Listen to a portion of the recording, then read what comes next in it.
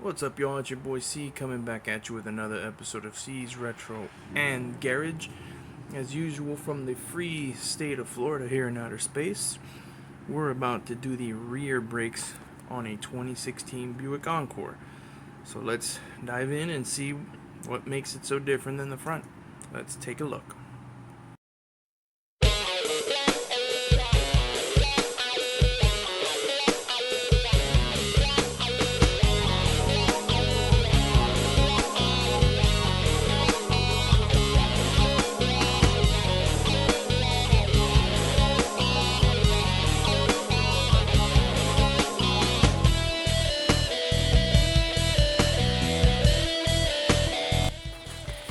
Okay guys, skipping over all the other stuff, I would just go as a reminder, safety first. Remember that on the rear, the jacking point is surrounded something like this, a bit of a curve like that with the gas pipe.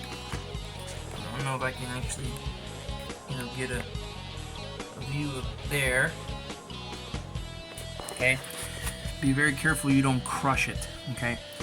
Now on the 2014 that I've done, they just the standard 2 bolts here, which should be, I believe it's 12 or even 10 millimeter. It's 12. Okay, but you'll see this thing. This is just a really fancy bolt. I honestly don't know what this is called. Somebody could probably chime in on it. I just loosened it with a pair of plain old vice grip pliers. Case for those of you who are looking, yeah, there's the jack stand, the jack. Take your tire off, chuck your car, but this should, once you loosen it a little, should literally just unscrew like this. Let's get a look at it, see what it looks like. Now this is on 2016. Trying to get it here in the light a little bit. Let's get a little less light, huh? Looks like some kind of a weight or a balancer, but that's what it is. It's a bolt. Somebody can chime in on the importance of it. I'm a computer engineer, not a machine engineer, so I'm only kind of guessing in general. But it just pretty much unscrews with a pair of vice grip pliers. Uses, looks like it's a, let's try a 13. If you were using, yeah, if you were using just their standard wrench, it's a 13. Okay, and with the bottom guy, come over here. I usually just start from the smallest forward, and that is, as you can tell how tight it is because of the brake line, you're gonna have to use regular wrenches. So in this case I had grabbed a 12. Is this a 12? Yeah, it's a 12. I'm sorry, it's not a 12. It's a 10 millimeter. Okay, and you're just gonna have to, go this way and loosen it, and then bring the caliper off. And then after we get it off, let's have a peek and see what the good old-fashioned brake caliper looks like on this 2016. And I'm wondering if it's just like the 2014, and I will explain once we get there.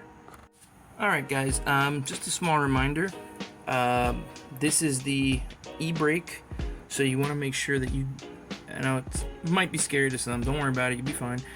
Make sure you do not put the e-brake on, or else it's going to be very, very hard to get the brake caliper off. This particular brake pad kit does not come with the little metal schmeckles, so I'm being careful with these. Recycle them. Clean them off best you can, with a wire brush. I personally like to use, when I'm doing brakes, let me just pop this guy back on. I personally like using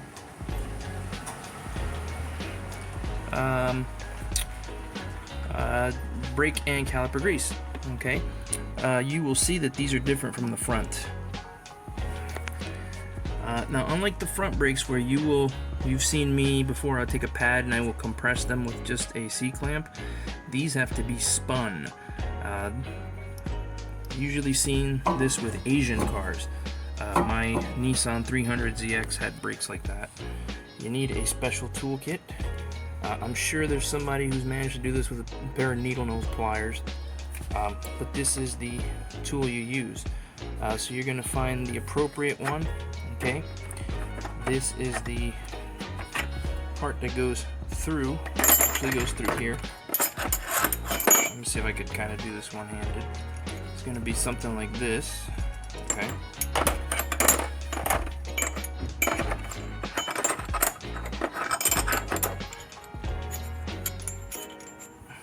Whoops. Okay. It's going to be something like this. This goes through just like that, and then you see they are numbered. I'm trying to do the best I can here using the lighting that I have because it is late at night. So I don't remember exactly which one it was that does it. I believe it's the 6. I'll test it, of course, but you can see they have certain notches. Certain ones can be used with a socket wrench. Others use this tool.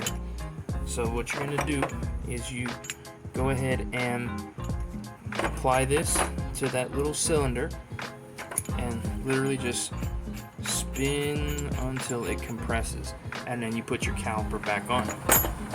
That's it. That's the only difference. But you do need this tool. I got this tool for a killer deal. If you guys want to see, I'll tell you. This is Maddox Superior Automotive Tools model Mike Foxtrot 11-1 from Harbor Freight. I actually bought this toolkit for like, I want to say it was on sale for like 25 bucks. It was half off. It's usually 50 bucks. But once you use this, you'll be able to compress it. And that's it. Put them back on just like any other brake job. Alright guys, so here's a better look at how the tool fits that you can see. So this was a number 6. That's what the Encore uses, and then you're basically just going to crank that until that caliper compresses.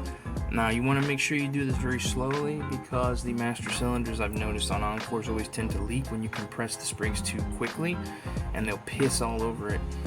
So you just want to make sure you do it slowly, take your time, get those brake pads on there, and that's going to be all there is to it, pretty much. And that, boys and girls, is all there is to it. As you can see, there is a little bit of a difference, but don't be intimidated, don't be scared. Just make sure that you have the right tools when you are jumping into this project. As all things, it is a project. First time around, then it just becomes routine maintenance. So make sure, again, you got the right tools, and that's all there is to it. So as usual, this is your boy C, reminding you to stay safe, be ye kind one to another, and peace out, and I will catch you on the next one.